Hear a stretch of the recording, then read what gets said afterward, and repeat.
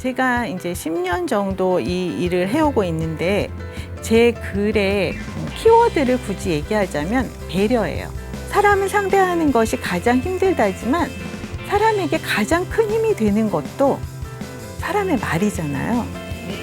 그래서 저는 TV 속에서 배려가 있는 좋은 말, 좋은 사람을 찾아서 여러분에게 소개하고 그냥 스쳐갈 얘기라도 한번 짚어보려고 노력을 합니다. 따뜻한 시선, 공감 가는 분석, 특유의 필력으로 TV 보는 즐거움을 배가시켜주는 인기 TV 칼럼니스트 정석희. 그녀가 오늘 전업주부에서 칼럼니스트가 되기까지의 스토리와 자신의 마음을 움직였던 스타들을 소개한다. 안녕하세요. TV 권하는 여자 정석희입니다. 여러분께서 저에게 주신 이 소중한 시간을 어떻게 잘 사용할 수 있을까 고민을 해봤어요. 그래서 오늘은 진심이 담긴 배려가 깃든 말 한마디가 얼마나 큰 힘을 갖고 있는지, 어떤 영향을 사람에게 주는지 함께 얘기 나눠볼까 합니다. 보람이 있는 시간이 됐으면 하는 바람입니다. TV, 잘만 보면 유익한 즐거움도 되고 특별한 인생을 열어주기도 한다. 오늘도 TV 권하는 여자 칼럼니스트 정석희. 그녀가 살아오면서 느낀 배려가 담긴 말의 따뜻한 파장. TV 칼럼니스트 정석희가 전하는 말이 사랑이다.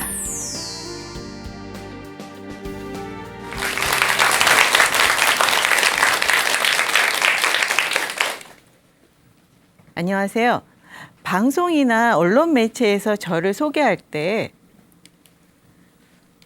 방송 컬럼니스트, TV 컬럼니스트, 문화평론가라고 합니다. 포털 사이트에 검색을 해도 컬럼니스트라고 나오죠. 그런데 저는 수년째 그 얘기를 들어도 그 호칭이 참 어색하고 민망해요. 저는 그냥 TV를 권하는 사람이거든요. 이 프로그램이 참 좋으니까 여러분 함께 봐요. 이 사람 참 괜찮은 사람인데 한번 지켜봐 주세요. 이런 얘기를 그냥 하는 겁니다. 간간히 연예인 인터뷰도 하고요. 왜 오지랖 넓은 아줌마들이 전화 걸어서 동네방네 얘기하잖아요. 이 물건 써보니까 참 좋다고 한번 써보라고. 또는 반대로 그 집 이제 맛이 안 좋아졌으니까 그 집 가지 말라고 또 종용하기도 하고, 이런 일들을 하는 겁니다.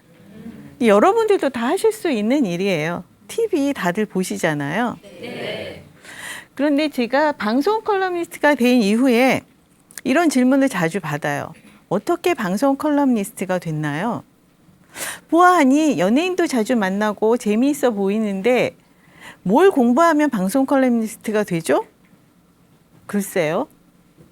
그게 바로 제 대답이에요. 저도 모르거든요.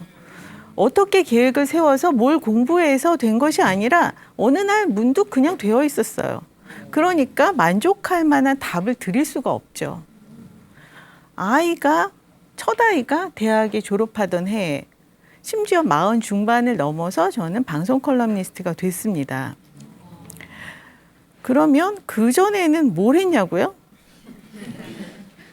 이 드라마 기억나세요? 강남 엄마 따라잡기라고 하이라 씨가 주인공이었던 드라마예요. 대학 입시를 위해서 파락군으로 전학 가서 벌어지는 아들과 엄마의 좌충우돌, 고난 극복기였습니다. 그리고 아내의 자격이라는 드라마도 있는데 저 두 분이 나중에 불륜으로 발전을 하죠. 그런데 그 배경에는 국제중 입시 치열한 극성 엄마들의 얘기가 디테일하게 그려져서 화제가 됐었죠. 제가 뭐 이런 드라마 제작에 관여한 것은 아니고요. 저런 드라마에 나오는 극성 엄마, 치맛바람 일으키는 엄마, 그런 엄마가 바로 저였어요. 정말 부끄러운 일이죠. 아이 성적에 목을 메고 늘 교육에만 신경을 썼어요. 매일 그 생각만 하다 보니까 심지어 촌지도 서슴지 않았습니다. 간간이가 아니라 자주 많이 그랬어요. 만약에 만에 하나 누군가가 저에게 지금 나란 일을 제안하신다 해도 저는 받아들일 수가 없어요. 왜냐? 저는 과거에 부정한 짓을 많이 저질렀잖아요. 그때 저에게 만약에 뭐 필요에 의해서 위장 전입 같은 거라도 해야 된다면 저는 했을 것 같아요.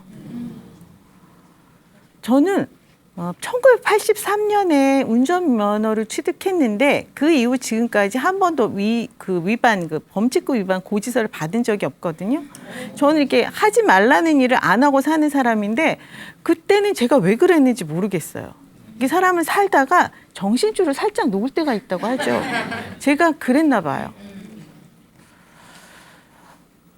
아이를 통해서 제가 보여진다고 느꼈던 것 같아요. 그래서 제 안에 있던 욕망, 갈증 그런 것들을 그런 식으로 분출시켰던 것일 수도 있고요. 어머니는 의지할 대상이 아니라 의지하지 않을 사람으로 만들어주는 것이 어머니라고 하는데 저는 아이가 저 없으면 살 수 없게 아무것도 하지 못하게 간섭을 많이 하고 제 의견대로 끌고 다녔어요. 아이를 사랑해서였다고 변명을 했죠. 내가 너를 위해서 이렇게까지 하는데 생색을 많이 냈습니다. 근데 정말 아이를 사랑했다면 그렇게까지 아이를 힘들게 했겠어요? 그건 아니죠. 아이들에게 참 미안합니다. 아이는 멀쩡하게 잘 자라서 나름 바르게 성장을 했어요. 그렇지만 그건 시행착오를 겪은 엄마 덕분이 아니라 그냥 애들은 태생적으로 그렇게 괜찮은 아이였던 거예요. 그런데 제가 그 아이를 못 살게 굴었던 거죠. 그렇게 살던 시절에 저는 불만으로 가득해 있었어요. 사람은 살면서 3번의 기회가 온다는데 왜 나에게는 그런 기회가 오지 않는 거야? 정석희라는 사람은 없는 누구 엄마로 살던 시절에 늘 그 생각만 했어요. 마음이 편치 않았죠.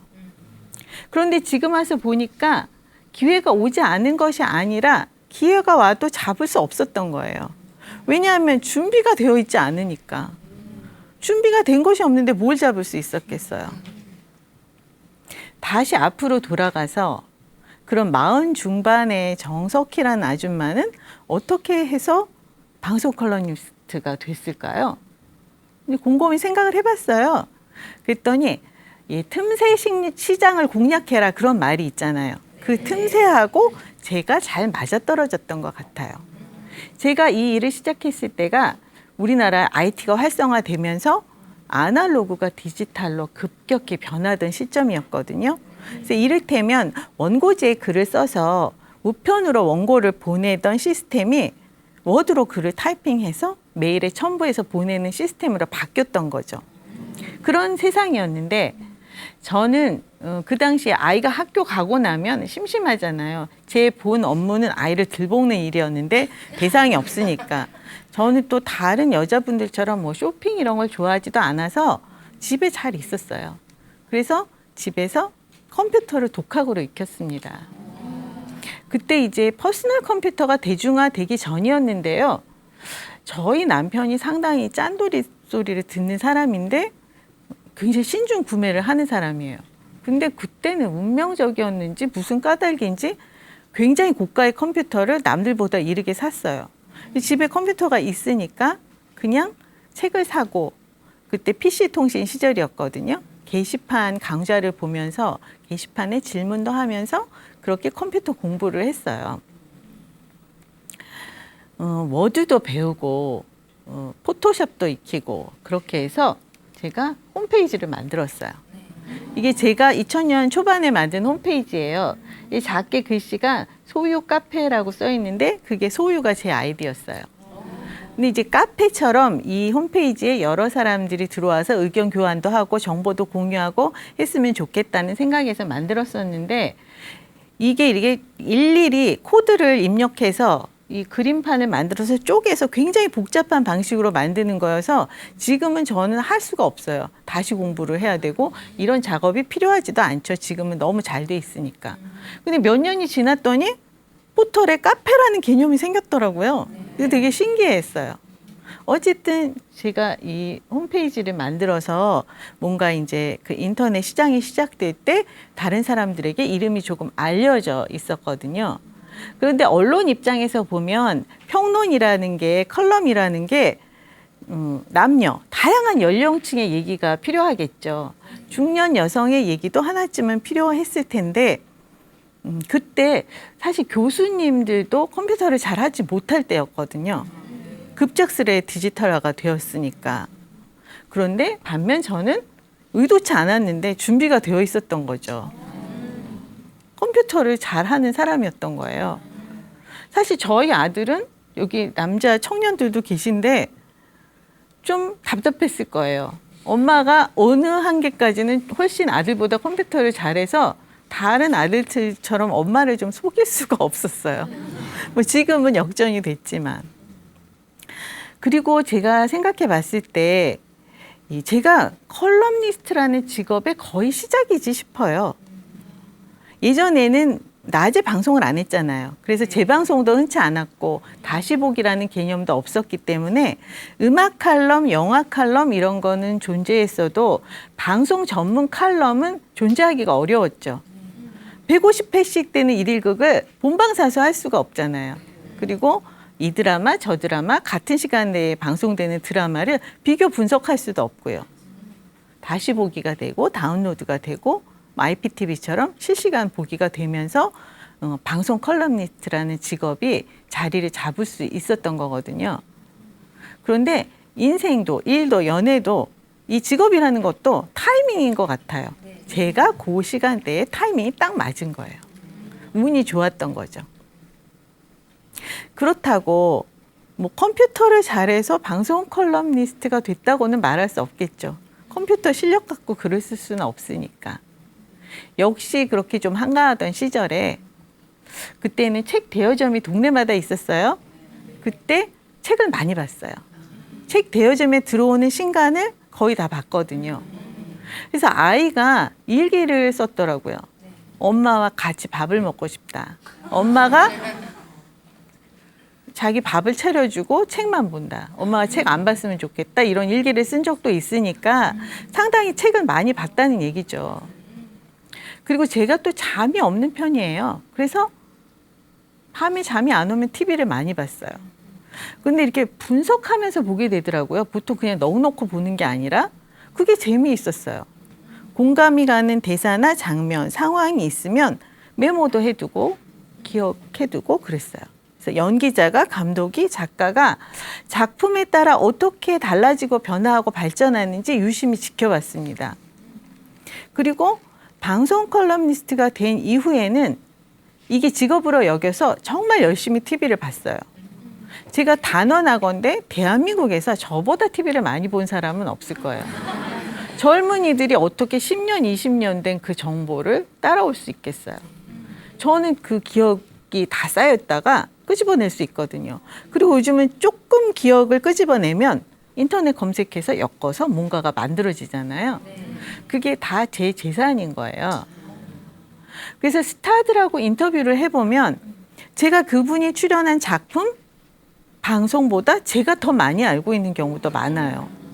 이 사람이라는 게 자신에 대해서 잘 알고 있으면 자신의 장점이 뭔지 매력이 뭔지를 알고 있으면 호감을 더 느낄 수밖에 없잖아요. 편하게 느껴지고 할 말도 더 많아지고 내용이 더 풍부해지죠. 그러니까 인터뷰가 줄을 잇게 되더라고요. 그래서 제가 얻은 결론 중에 하나는 세상 사라는 게 헛일이 없다는 거예요. 제가 컴퓨터를 가지고 밤낮 없이 씨름을 하던 시절에 저희 집 식구들은 저를 되게 한심하게 생각했어요. 이 컴퓨터 실력이 주부에게 무슨 소용이 있겠어요. 그리고 TV를 보는 것도 그렇게 아름다운 일은 아니죠. 자식에게 좋은 본보기도 아니고요. 그런데 그렇게 보낸 시간들이 저도 모르게 다 제 재산이 되고 제 일을 위한 준비 과정이 되어준 겁니다. 그리고 또 한 가지 얻은 결론은 제가 아등바등하면서 계획을 세우고 목을 메고 그런다고 되는 일이 없더라는 거예요. 순간에 충실하고 노력하고 있으면 뭔가 일이 자연스럽게 풀리더라는 거죠. 인간의 욕심이라는 게 참 부질없다는 거, 그리고 내가 노력한 대가는 반드시 따른다는 걸 짧지 않은 삶, 체험을 통해서 깨달았습니다. 여러분, 기회를 잡으려면 준비가 반드시 필요해요. 그리고 그 기회라는 것은 순간에 충실한 사람에게만 온다는 거, 그걸 꼭 기억해 주세요. 순간에 충실해야 기회가 오거든요.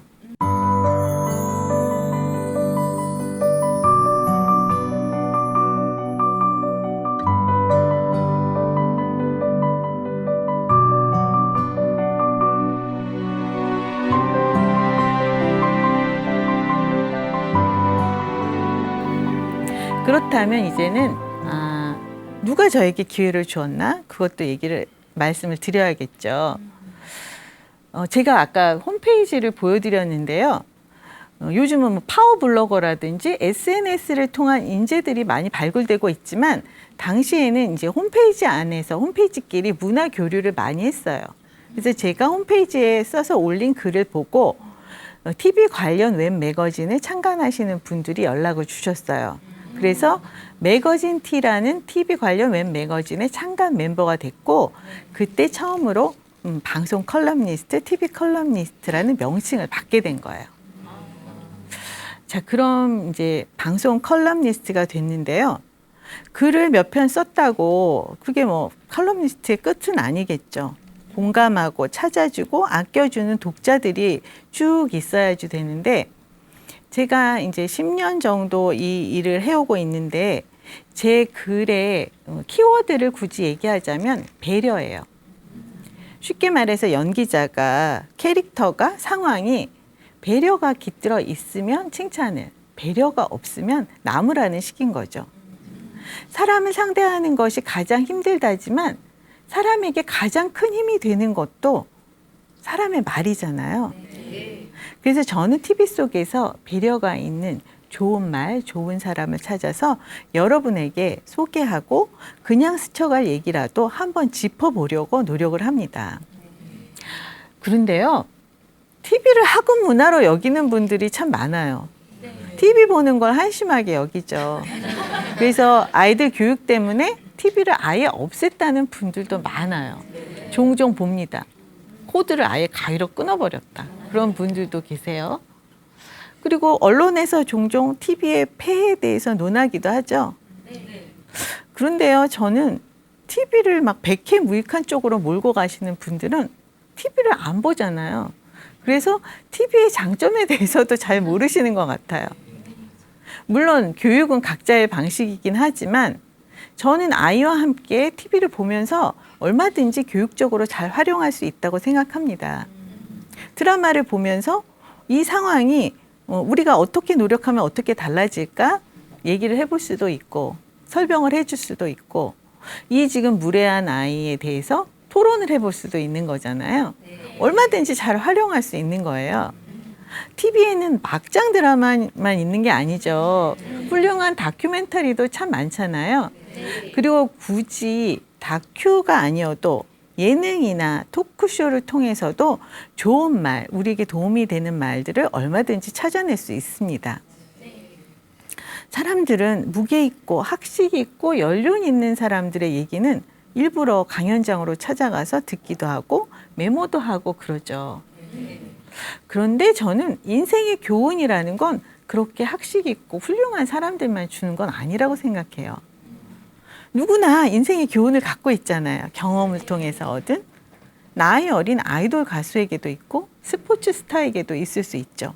그런 분들이 토크쇼에서 얘기를 하면 그냥 흘려보내기 쉽지만 저는 한번 그걸 짚어서 여러분에게 얘기를 들려주고 싶어요. 그래서 글을 쓰는 겁니다. 이 사람에게 이런 좋은 점이 있는데 다시 한번 봐주세요. 이렇게 얘기를 하는 거죠. 저는 특별히 말에 주목을 하게 되거든요. 말로 천냥빚을 갚는다는 말도 있고 말로 복을 걷어찬다는 말도 있고 말이 씨가 된다는 말도 있죠. 여러분에게도 아마 평생을 지배하는 잊지 못할 말 한마디가 있으실 거예요. 상처가 되는 말일 수도 있고 힘이 되는 말일 수도 있고 가슴을 울리는 감동적인 말일 수도 있어요.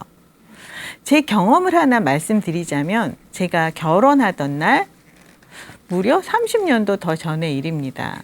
근데 그날 아침에 집을 떠나서 시댁으로 가야 된다는 사실이 갑자기 서운해졌는지 엄마를 붙들고 엉엉 울었어요. 그랬더니 눈이 퉁퉁 붓고 제가 원래 좀 잘 붓는 스타일인데 얼굴이 정말 호빵 같아졌어요. 그리고 미용실에 갔더니 원장 선생님이 저를 딱 보시더니 정말 낙담한 표정을 지으시는 거예요. 이걸 어떻게 하면 좋냐.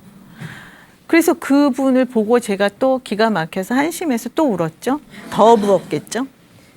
화장을 마치고 식장에 도착했어요. 그랬더니 저와 마주친 사람들의 기색이 장난이 아닌 거예요. 쟤 어떠면 좋냐, 제 얼굴 어떡하냐, 그런 얼굴들이더라고요. 정말 가슴이 무너져 내렸어요.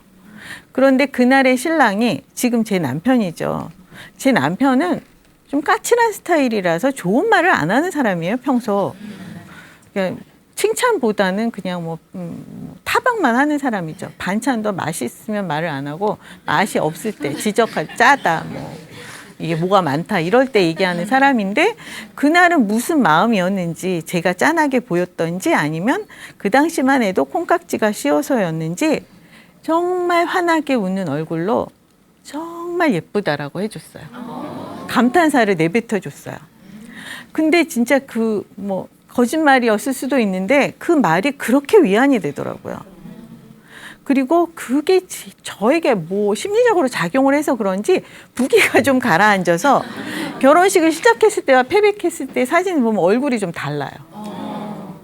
그리고 살면서 정말 성질이 너무 못됐다, 못 살겠다 이럴 때도 많았는데 그때마다 그 말이 정말 예쁘다는 말이 백지수표처럼 저에게 작용을 해서 참아주고 있어요. 그래서 개인 간에 오간 그 말도 그렇게 30년을 영향을 주는데 TV에서 나오는 말은 수백만, 수천만이 함께 보고 듣는 말이잖아요. 얼마나 큰 파급력이 있겠어요. 그렇죠? 실제로 저는 TV 토크쇼에 나온 연예인의 말을 듣고 생활 습관을 바꿨어요. 이제는 아이돌 가수를 넘어서 시대의 아이콘이 된 이효리 씨예요. 그녀가 돋보이는 건 동물보호를 위해서 채식을 하고 그리고 유기견을 입양하고 그리고 가진 모피를 다 팔아서 동물보호단체에 기부를 하고 환경보호에 힘쓰고 SNS를 통해서 홍보를 하고 그런 일을 하면서도 누군가에게 그걸 강요하지 않는다는 거예요. 각자 선택, 판단, 각자의 몫이라고 생각하는 거죠. 저는 이효리 씨의 말을 듣고 한 3년 정도 됐는데요. 모피를 입지 않게 됐어요. 그리고 가죽 가방 구입도 되도록이면 지금까지 안 하고 있어요. 그 대신에 에코백을 들고 있죠. 오늘도 에코백을 들고 왔는데요. 제가 제 한 사람의 선택이 식용으로 가죽으로 쓰이기 위해서 열악한 환경 속에서 길러지는 동물들의 개체수를 조금이라도 줄이는 데 기여하지 않을까 하는 바람 때문입니다. 동물 학대에 관한 다큐멘터리들은 많았죠. 우리가 종종 볼 수 있었습니다. 그런데 이상하게도 이효리 씨가 한 그 말이 현실적으로 현장감 있게 다가오더라고요. 그게 스타가 주는 그 말, 스타가 가진 힘인 것 같아요. 그래서 스타들이 바르게 행동해야 하는 것 같기도 하고요. 그리고 또 이런 질문도 종종 받아요. 수많은 인터뷰한 스타들 그중에서 누가 가장 기억에 남나요? 어떤 분의 말이 가장 인상적이셨나요? 음악인이자 방송인, 드라마 출연도 하시는 산울림의 김청한 씨예요. 제가 이분을 만났을 때 천편일률적인 의문을 던졌어요. 드라마 계획이 어떠시냐, 음반 계획이 어떠시냐 이렇게 여쭤봤어요. 그랬더니 뜻밖의 현답을 들을 수 있었습니다. 계획이 없으시대요. 계획을 세우지 않으신대요. 그냥 들어오는 순서대로 하신다고 합니다. 작가, 감독, 대본 이런 걸 따지지 않으신대요. 나를 필요로 한다는데 누군가가 나를 원한다는데 내가 뭐길래 그걸 재느냐 이렇게 얘기하셨어요. 음반 계획도 마찬가지고요. 그리고 이렇게 방송국 앞 공원에서 만나 뵈었는데 저를 바라보면서 이렇게 얘기하시더라고요. 만약에 큰 계획이 머릿속에 있으면 계획을 세워두었으면 이렇게 햇빛이 좋고 바람이 좋고 지금 서로 주고받는 눈빛이 좋은데 이 대화에 몰두할 수가 없다는 거죠. 생각이 그 계획 쪽으로 자꾸만 가니까. 그래서 계획을 세우시지 않는다는 거예요. 그것이 이분의 가치관이기도 하지만 앞에 앉아서 얘기를 듣고 있는 저에 대한 존중이기도 하잖아요. 배려죠. 그리고 이제 인터뷰를 마치고 식사하셨어요? 이러시더니 방송국 구내식당 쿠폰을 주시더라고요. 같이 밥 먹고 가자고. 그래서 지하 식당에 가서 자리는 함께 하지 않았지만 밥을 같이 먹었어요. 그리고 밖에 나와서 이제 헤어지려고 하는데 저를 한번 이렇게 쑥 훑어보시더라고요. 그러시더니 저에게 옷이 참 예쁘네요 라고 하셨어요. 뭔가 덕담을 해주고 싶으셨던 거죠. 그런데 뭐 이렇게 예쁜 젊은 처자도 아니니까 여기 계신 예쁜 분들처럼 예쁘지도 않으니까 옷 칭찬을 해주신 거예요. 근데 보시다시피 그렇게 예쁜 옷은 아니었어요. 오래된 옷이었거든요.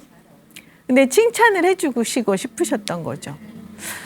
이분이 뭐 본래 이런 분이 아니셨을 수도 있어요. 연륜에 따라서 세월이 지나면서 이런 게 몸에 배이신 것일 수도 있죠. 그런데 저는 그날 이분이 자택이신 설의 마을에서 방송국까지 자전거를 타고 오신대요. 목동까지. 그래서 옷도 사이클 복장이고 머리도 헝클어져 있었어요. 근데 저는 수많은 잘생긴 스타들을 많이 만났잖아요. 근데 그 잘생긴 스타들보다 훨씬 멋있어 보였어요. 제 마음이 훅 이분에게로 가는 걸 느꼈습니다. 그게 사람이 존중이고 배려인 것 같아요. 그리고 젊은 분 중에서 하나를 꼽아보자면 유아인 씨예요.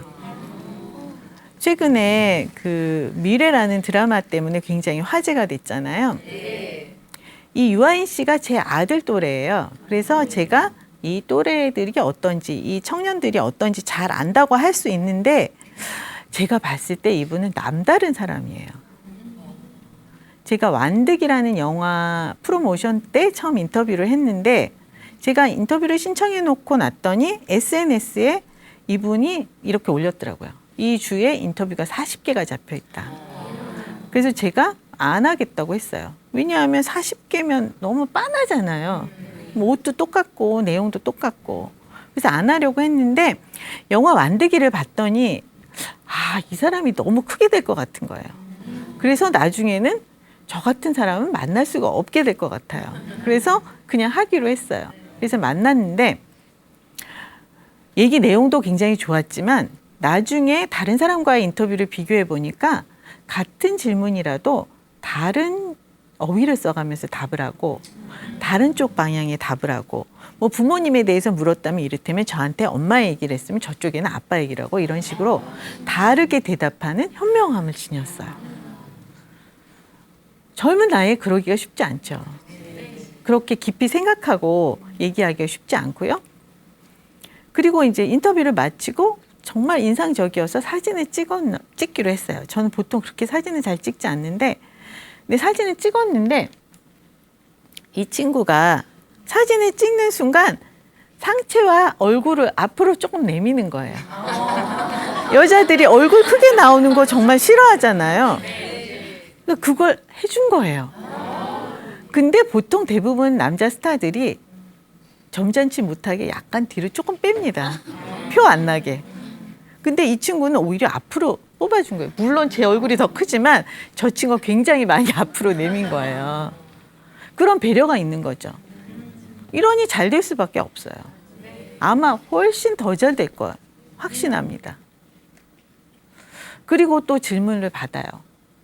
만나본 여자 연기자들 중에 가장 예뻤던 스타는 누군가요? 박신혜 씨예요. 제가 여러 스타를 만나보면 화면에 최적화되게 고친 분들이 되게 많아요. 그래서 실물을 보면 화면에서는 안 그랬는데 코가 너무 뾰족하다든가 이 앞팀 뒷팀을 너무 심하게 해서 불편하게 보인다든가 턱이 너무 날카롭다든가 실물을 보면 조금 아니다 이런 연기자들이 있었어요.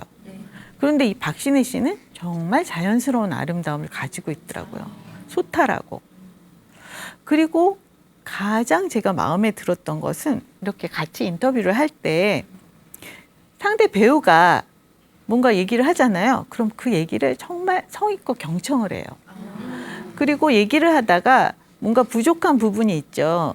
그러니까 자신이 왜 자기 자랑을 할 수는 없잖아요. 그러면 이 박신혜 씨가 옆에서 보충 설명을 해주는 거예요. 이분이 그때 그랬고요. 이렇게 얘기를 덧붙여 주는 거죠. 추임새를 넣어주고. 온전히 한 팀인 거예요. 여배우들이 다 그러지 않거든요.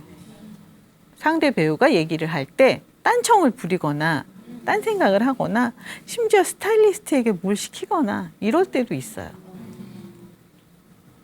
그런데 진짜 이 박신혜 씨는 어린 시절부터 배우를 했잖아요. 이기적일 수 있는데 정말 참되게 잘 자란 거예요. 이런 사람은 잘 될 수밖에 없어요. 이후에 상속자들을 통해서 한류 스타로 거듭났죠. 당연한 거예요. 이런 사람들이 잘 돼야 우리 세상이 좋아지죠. 그런데 저는 가끔 칭찬도 많이 하지만 지적과 비난도 할 때가 있습니다. 제가 좋은 말을 찾아서 하는 일을 기뻐하고 있다고 얘기했지만 왜 지적과 비난을 하느냐 하면요. 사실 요즘 세상은 이제 비난과 지적이 난무하죠. 그래서 저까지 보탤 필요는 없는데 왜 하게 되냐 하면 그럴 필요가 있을 때예요. 사실 젊은 친구들에게는 저는 나무라는 글을 쓰지 않아요. 왜냐하면 젊은 사람은 세월이 지나다 보면 스스로 깨닫잖아요. 스스로 알게 되는 게 가장 좋으니까 지적을 별로 하지 않습니다. 그런데 지적을 하게 되는 경우는 어른이 젊은 사람에게 좋은 본보기를 못 보일 때예요. 그래서 지적을 합니다. 근데 우리나라 네티즌들이 독하다고는 해도 연세 지긋한 어르신에게는 관대한 편이에요. 아직도 장류 유서가 시퍼렇게 살아있다는 걸 저는 인터넷을 통해서 느끼거든요. 간단히 말해서 연기가 톡 안 느는 중견 연기자들도 있죠. 그렇게 작품을 많이 하는데도 계속 발연기인 분들 계세요. 그리고 젊은 사람이라면 아마 뭐 욕을 정말 신나게 먹었을 겹치기 출연을 서슴지 않는 분들도 계시고요. 여기 보이고 저기 보이고 또 보이고. 젊은 분들은 욕을 먹지만 중견 연기자에게는 아무도 비난을 하지 않죠. 근데 그럴 때는 이제 제가 나서는 수밖에 없어요. 요즘 사실은 제가 좀 지적을 하고 싶은 분이 계세요. 음주운전을 해놓고 자숙기간이 별로 없이 나오고 계신 그런 중견이 계십니다. 연예인이.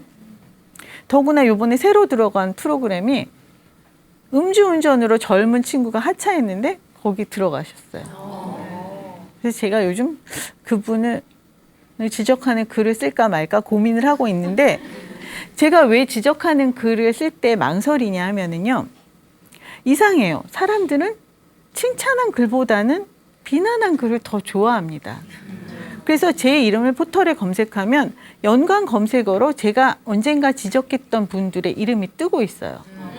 그러니까 칭찬의 글은 잊혀지는데 비난한 글은 계속 남아 있는 거예요. 근데 제가 이분 이런 거 좋으니까 한번 보세요 하면 사람들의 의견이 같이 따라가잖아요. 근데 제가 비난을 하면 낙인을 찍듯이 그분의 잘못이 개선이 되는 것이 아니라 그분도 속상하고 억울하고 오히려 낙인을 찍고 제가 욕하자고 판을 벌린 결과가 되기 때문에 그래서 지적을 잘 안 하려고 해요. 부정적인 에너지가 쌓이는 꼴이니까요. 저는 늘 배려를 부르짖고 있는데 그 상황은 제가 생각하던 상황과 반대의 방향이잖아요. 그래서 자제를 좀 하려고 합니다. 마지막으로 제가 좋아하는 시 한 편을 소개하려고 해요. 좋은 시인의 동질이라는 시인데요. 이른 아침 문자 메시지가 온다. 나 지금 입사시험 보러 가. 잘 보라고 해줘. 너의 그 말이 필요해.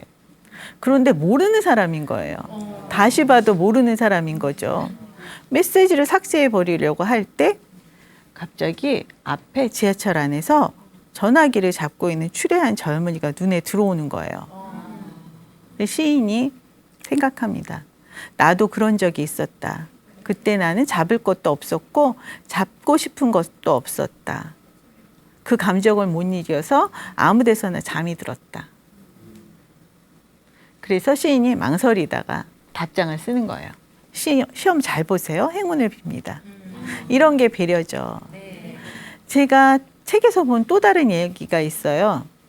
중년 여성이 전화를 받습니다. 엄마 나야. 나 너무 힘들어. 너무 아파. 그러면서 엉엉 우는 거예요. 그런데 그 여성에게는 딸이 없어요. 전화를 잘못 건 거죠. 전화를 잘못 거셨어요 하고 끊으려고 했는데 너무 서글프게 우니까 그 얘기를 그냥 들어줘요. 하소연을 하던 젊은 여성도 이야기를 하다가 잘못 걸었다는 걸 알았겠죠. 하지만 전화를 통해서 감정을 공유하고 서로 위로를 받습니다. 정말 사소하지만 이런 게 배려라는 생각이에요. 저는 늘 생각해요. 저도 누군가가 뜻밖의 기회를 주고 그걸 잡았잖아요. 그래서 저도 뭔가 이제 적게나마 누군가에게 도움이 되는 사람이고 싶은 거예요. 누군가에게 길을 내어주고 닦아주고 힘이 되게 도와주고 싶어요. 오늘 제가 한 이 말도 누군가에게 조금이라도 도움이 됐을까요? 그랬다면 좋겠네요. 제 얘기를 열심히 들어주셨는데요. 혹시 궁금한 점이 있으면 질문 좀 받아볼까요? 질문. 네. 결혼을 하시고 나서 일을 시작하게 되셨잖아요. 혹시 그쪽으로 전공을 하셨나요? 전공은 전혀 아니었어요. 제가 뭘 전공했는지 맞추는 분이 아무도 안 계세요. 제가 뭘 했을 것 같아요? 뭘 공부했을 것 같나요? 언론 정보, 신방송, 국문과 이런 거 얘기 많이 하세요. 심리학과. 그런데요, 저는 방송에서 제가 처음 얘기하는 거예요. 저는 이여자대학교 무용과를 나왔어요. 왜 연기자 박소연 씨 있죠? 저희 과 나온 친구인데 그런 이미지잖아요. 저하고 참 안 맞죠. 그런데 어쨌든 무용과를 나왔어요. 제가 이런 거 하면 그렇게 보이나요? 네. 근데 사람이 살면서 보면 이 전공과 공부한 것과 지금 일하는 것과 전혀 다른 길을 갈 수 얼마든지 있어요. 그러니까 왜냐? 준비만 되어 있었다면 다른 일을 할 수 있는 거죠. 다른 분 질문만. 예. TV 시청에 관해서 많이 말씀해 주셨는데 네. 그럼 TV를 올바르게 보는 방법을 좀 말씀해 주실 수 있나요? TV를 올바르게 보는 방법이라 제가 칭찬을 많이 하려고 장점을 많이 보려고 TV를 보잖아요. 그게 훈련이 됐나 봐요. 제가 사람을 만나면 사람은 모두 다 장단점이 있죠. 그런데 저는 단점을 이렇게 외면하게 돼요. 단점을 잘 안 봐요. 물론 단점이 너무 많은 사람이면 절교를 하게 되겠죠. 그런데 그냥 보통은 단점을 잘 안 보게 되더라고요. 여러분도 TV를 보다가 요즘은 욕하면서 보는 TV라고 하는데 욕하지 말고 칭찬할 거리를 한번 찾아보세요. 제 성형 또 했네. 제 발음이 왜 저래 이러지 마시고요. 좋은 점이 있는지를 한번 찾아보세요. 그러면 삶에 좀 긍정적이 될 수 있어요. 또 다른 분 계세요? 네. 감사드립니다. 저 강사님 말씀 잘 들었고요. 네. 저 같은 경우는 추리 프로그램을 즐겨보는 거거든요. 그래서 저 같은 경우는 만약에 다시 태어난다면 추리 소설 인물 중에 셜록 홈즈 같은 인물로 다시 태어나고 싶거든요. 셜록 홈즈 재밌죠. 예. 그러면 강사님께서는 만약에 다시 태어나신다면 TV 인물 중에 어떤 인물로 다시 태어나고 싶는지. 저는 캐릭터 같은 거는 아니고요. 제가 힐링 캠프에 이지선 씨라는 분이 나오신 적이 있어요. 화상으로 이분 고통을 극복하신 분인데 지선아 사랑이라는 제목으로 나왔었죠. 근데 그분의 삶을 지켜보면서 모든 사람에게 고통은 올 수 있거든요. 저는 사람이 태어나는 고통의 무게는 똑같다고 생각해요. 그게 잘게 쪼개져서 오는지 한꺼번에 오는지 그게 다른 거겠죠. 근데 그분처럼 긍정적으로 그 고통을 극복해낼 수 있는 그런 사람이고 싶어요. 그리고 그분의 가족도 참 부러웠어요. 제가 그런 가족이 되어서 나의 아들, 딸, 남편 또 부모님을 대할 수 있으면 참 좋겠다고 생각해서 그런 사람이 되고 싶어요. 마지막으로 제가 여러분께 꼭 드리고 싶은 말씀이 있어요. 좋은 말을 찾아라, 좋은 생각을 많이 찾아내라 이런 말씀을 드렸는데 그럴 때가 있잖아요. 말을 잘못했을 때, 실수로 사람에게 상처 주는 말을 했는데 뒤돌아서서 깨달았을 때 순간 깨달았을 수도 있고 집에 가서 깨달았을 수도 있고 그럴 때 생각났을 때 바로 사과를 하세요. 내가 찜찜하면 그 사람도 기억하고 있는 거거든요. 그런데 우리나라 사람은 사과를 하면 용서를 해줘요. 잊어줘요. 그러니까 지금 여러분 혹시 기억나는 말이 있으시면 지금이라도 용기를 내서 전화해서 사과하세요. 내가 그때 왜 그랬는지 모르겠다.